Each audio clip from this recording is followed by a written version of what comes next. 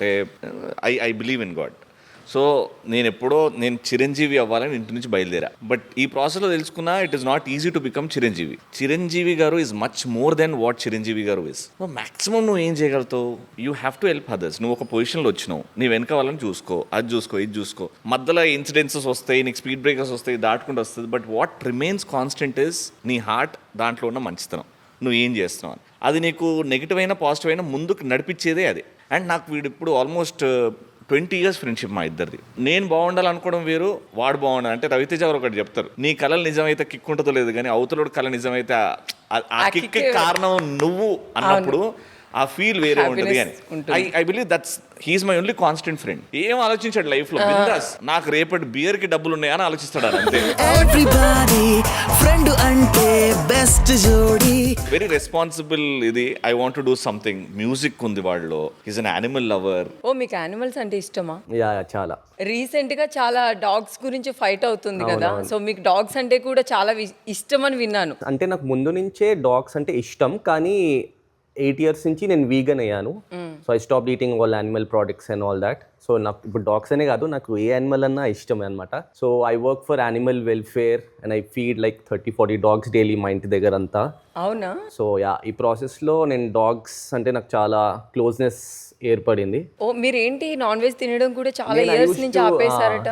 8 years నుంచి ఆపేసాను non veg. అంటే ఇక్కడ ఎప్పుడైతే ఇష్టం పెరిగిందో ఇంకా దాన్ని టోటల్ స్టాప్ చేశారా తినడం? అంటే కొన్ని వీడియోస్ చూసాను నేను, స్లాటర్ హౌస్ వీడియోస్.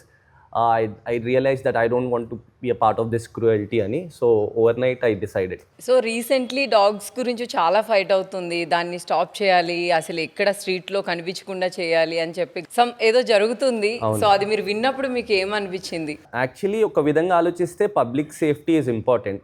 జస్ట్ నాకు డాగ్స్ ఇష్టం ఉన్నాయని అందరికి డాగ్స్ ఇష్టం ఉండాలని రూల్ లేదు. చాలా మందికి డాగ్స్ అంటే భయం. సో వాళ్ళని ప్రొటెక్ట్ చేసుకోవడానికి they try to hit the dog and all that. So ఆ డాగ్ అగ్రెసివ్ అయ్యి వాళ్ళని కరవడం, ఒక్క డాగ్ గరిచినందుకు మొత్తం అందరినీ తీసుకెళ్లడం. సో ఈ ప్రాసెస్ అనేది ఇలా అవుతుంది అనమాట. నాకు బేసిక్ గా నేను ఇంత ఉన్నాను కానీ నాకు ఇప్పటికీ డాగ్స్ అంటే చాలా భయం Ravi. Exactly, you need to have that compassion. నీకు యాక్టింగ్ మీద నేను స్క్రీన్ లో కనబడాలి అన్నది కంపాషన్ ఉంది. So you will take your time, you will develop and then ఇది నీ కంపాషన్.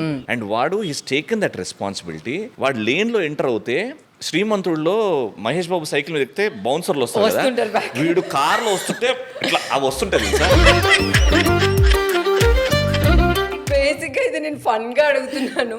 కుక్క కరిస్తే బొడ్డు చుట్టూరు చేయించుకోవాలి అంటారు కదా, అది మీరు విన్నారా ఎప్పుడైనా? నన్ను కూడా చాలాసార్లు గరిసాయి. వాడు బొడ్డు చుట్టూ టాటూలా ఉంటాయి. ఇప్పుడున్న ఈ జనరేషన్ లో ఎక్కువ మనుషులతో టైం స్పెండ్ చేయడానికి ఇష్టపడతారా, లేదు డాగ్స్ తో టైం స్పెండ్ చేయడానికి ఇష్టపడతారంట? నేనైతే హ్యూమన్స్ అంట.